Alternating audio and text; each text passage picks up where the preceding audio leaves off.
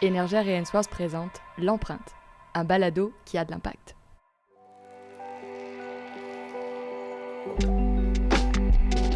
Salut, ici Jean Théroux, je suis vice-président croissance et innovation pour le groupe Ainsworth et Énergère au Québec. Aujourd'hui, on va parler avec Pierre Loyer. Pierre est vice-président senior pour le groupe Ainsworth au Québec. Un gars droit, un gars très respectueux, très honnête, puis avec une grande ouverture d'esprit. Fait que je suis vraiment heureux pour notre premier balado de prendre ce moment-là avec un leader qu'on va tous apprendre à connaître davantage.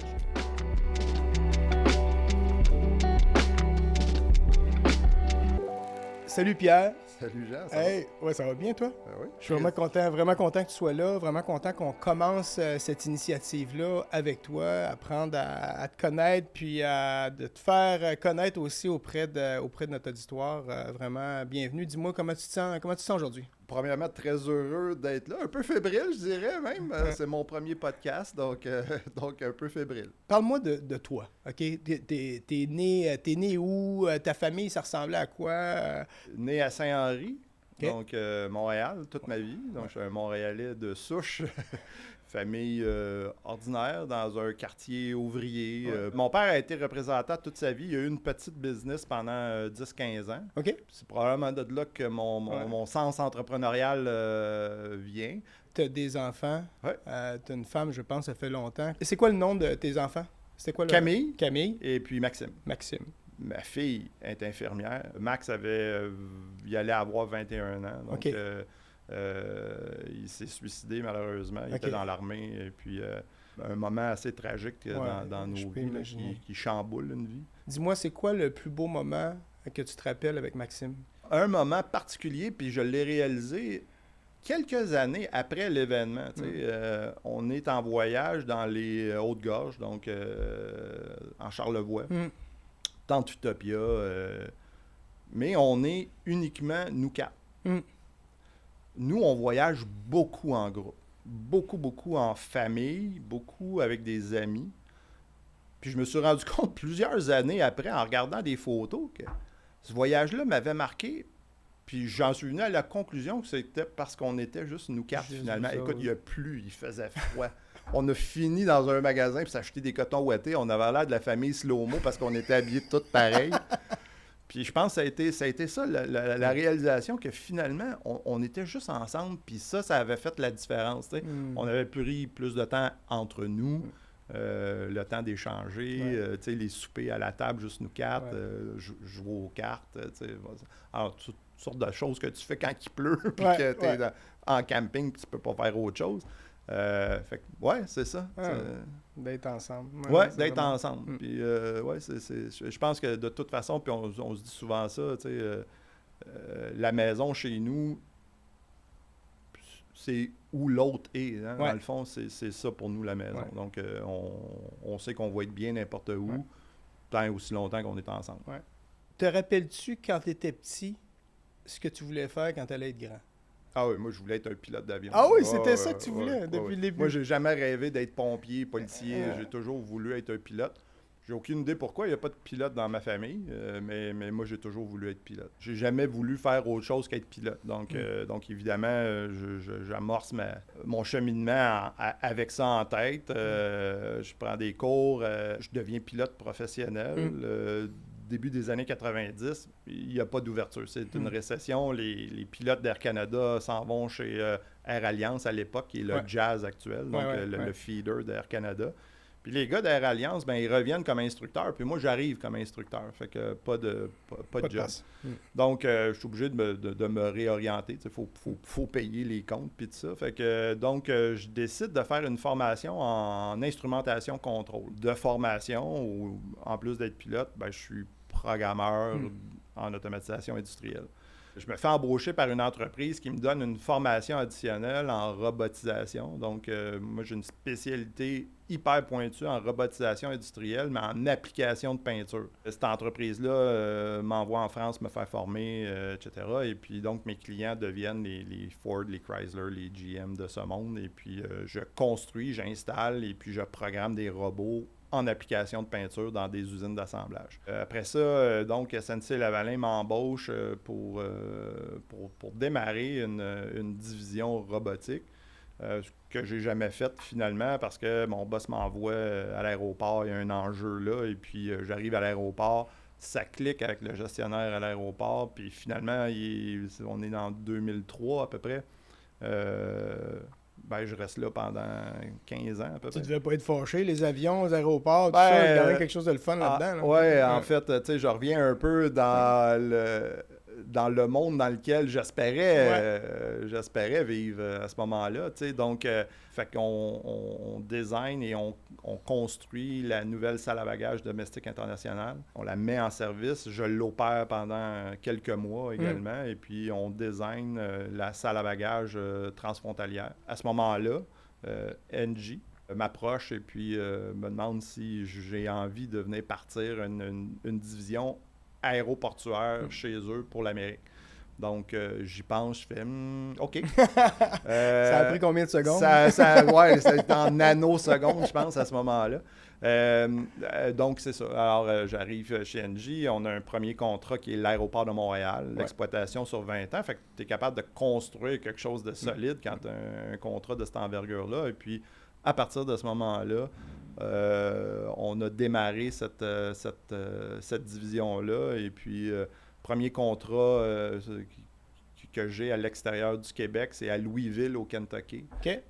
Donc, ça, je vais m'en souvenir toute ma vie. Et puis, dans mon bureau, j'ai une photo de Air Force One, l'avion présidentiel américain. Donc, Air Force One vient à Louisville. Et puis, j'ai la photo de Air Force One signée du pilote présidentiel à ce moment-là. Wow. J'ai eu beaucoup de liberté dans tous mes jobs. Ça a été quelque chose de très intéressant pour moi. On m'a permis de me réaliser. Tu es vice-président senior Ainsworth au Québec maintenant. Tu sais, moi, j'ai la chance de te côtoyer. Je sais un peu ce que tu fais à tous les jours, mais parle-moi un peu de ton quotidien. À quoi ça ressemble? C'est quoi tes défis? Une des choses le fun de ma job, c'est que, premièrement, l'agenda est rempli à tous les jours, mais il y a plein de choses qui arrivent qu'il faut régler. Donc, ça peut être aussi banal que d'approuver des PO, des factures, que de rencontrer un employé qui vit un moment difficile, tant personnel que professionnel. Quand je le décris souvent à des gens, ce que je fais, je donne l'exemple d'un gratte-ciel où des fois on est sur l'étage du dessus où on est en train de penser stratégie, mais des fois on est dans le sous-sol en train de visser des vis. Là, donc, si je voulais caractériser mon travail puis dire ce pourquoi vraiment je suis là, ben c'est de permettre aux autres de faire leur job. Moi, ma job à moi, c'est vraiment de m'assurer que l'ensemble des équipes ont les moyens de livrer ce qu'ils ont à livrer. Je me sens vraiment comme l'élément qui est capable de bouger des roches un peu plus grosses. Je m'attends à ce que les gens puissent enlever les petits cailloux, mais quand ils frappent un mur, ben ils viennent me voir. J'aimerais connaître de toi les valeurs que tu as, les roches de ta personnalité, de tes valeurs, de tes priorités qui te construisent aujourd'hui. Tu les nommerais comment, ces valeurs-là? Au quotidien, j'ai envie que les collaborateurs avec qui je travaille au quotidien sentent que je permets la croissance tant professionnelle que personnelle. Pour moi, c'est mon rôle dans l'organisation, c'est ça. C'est d'aider à former les orientations stratégiques. C'est d'aider les équipes à mettre en place tout ce que ça prend pour réaliser les ambitions de l'organisation, mais au-delà de ça, les ambitions personnelles des gens qui sont là, comment ils ont envie de se développer professionnellement, personnellement. Je voudrais que les gens comprennent que d'aider son collègue, c'est pas une option. Il faut. Fondamentalement, on est une organisation de service. Là. Quand tu viens travailler chez nous, il faut que tu aies envie de rendre service, rendre service à ton client, mais rendre service aussi à tes collaborateurs, quand tu es gestionnaire, ou à tes collègues. Le fait d'être innovant, d'être innovateur, pas de prendre des risques incalculés, mais de se poser la question, comment est-ce que je peux rendre ça plus efficace pour mon client ou pour mon organisation? Donc, le fait d'être en amélioration continue, pour moi, ça, c'est de pas stagner puis de pas se conforter dans une façon de faire. Ouais. Pas se remettre en question tous les jours, c'est pas ça. Mais de pas prendre pour acquis que ce qu'on faisait hier, c'est encore ça, puis ça devrait être ça pour toujours. Je pense que c'est important dans une organisation. Tu sais, je pense qu'on a un devoir collectif de, quand on va partir, que ça soit légèrement mieux que quand on est arrivé. Y a-tu des valeurs ou des réflexions que tu as plus spirituelles, plus sur la vie comme existentialiste, plus philosophique? Y a-tu des choses comme ça qui t'accrochent dans ta façon de comprendre la vie puis ta façon d'agir au quotidien? Y a-tu des choses comme ça? Il y a toujours des lignes conductrices. Donc, je me rends compte que notre passage, aussi bref qu'il est, va marquer des gens, puis pour certains, va même marquer la société, puis je pense pas que ça va être mon cas, là, mais alors, il faut être conscient de ça, quand tu es un gestionnaire, quand on s'adresse aux gens, les mots sont importants. Plus on monte dans une organisation, il est de plus en plus difficile d'avoir des discussions à bâton rompu, puis de partager ses opinions, parce qu'à partir de ce moment-là, ce que tu as émis initialement comme une opinion ou ce qui se voulait être peut-être un brainstorming à ce moment-là devient la chose à faire. La chose, oui. Il faut comprendre que nos paroles ont des impacts. Et puis, j'essaie de moins parler puis de plus écouter. C'est très difficile. Ouais. C'est très difficile pour un gars qui aime parler. Mais je pense de donner de la place à l'écoute plutôt qu'à dire des choses. On apprend beaucoup sur l'autre puis sur l'organisation en passant. Là. Avec le défi que tu as dans les mains, les ambitions qu'ont l'organisation, comment tu vois les prochaines années? C'est quoi les embûches auxquelles tu vas faire face? Comment tu te vois les contourner ou passer outre? Tout le monde, on vit un moment où les défis de main-d'œuvre sont très, très grands. Puis nous, ce qu'on vend, on vend pas un produit. Alors, on vend l'expertise de nos gens, on vend leur capacité à faire des choses. Donc, alors, le défi de main-d'œuvre est quand même un de taille. Puis alors, il va falloir trouver des façons d'être plus efficaces pour rendre les services qu'on rend. Fait que ça, c'est peut-être un aspect. Le deuxième aspect, évidemment, on est une organisation dont la croissance repose en partie, puis souvent en bonne partie, sur des acquisitions qu'on fait. Si on veut que ces acquisitions-là ne soient pas juste des ajouts indépendants, mais fasse partie intégrante de l'organisation, puis que la somme de l'addition devienne plus que la somme des parties, bien, il va falloir trouver une façon de bien intégrer ces acquisitions-là. Donc, ça veut dire culturellement s'assurer que notre culture est ouverte à ces nouveaux venus-là. Il va falloir que nos outils de collaboration soient évidemment bien développés pour s'assurer qu'on est capable de le faire, puis que les intégrations sont rapides et efficaces. Donc, alors ça, c'est quand même des défis qu'on va relever, là, j'en suis certain, là, dans les prochaines années. Croissance rapide, mais sérieusement, je nous vois pas être capable d'atteindre nos objectifs parce que les besoins sont phénoménaux, particulièrement en gestion énergétique, réduction des gaz à effet de serre. Je veux dire, c'est le défi de la décennie.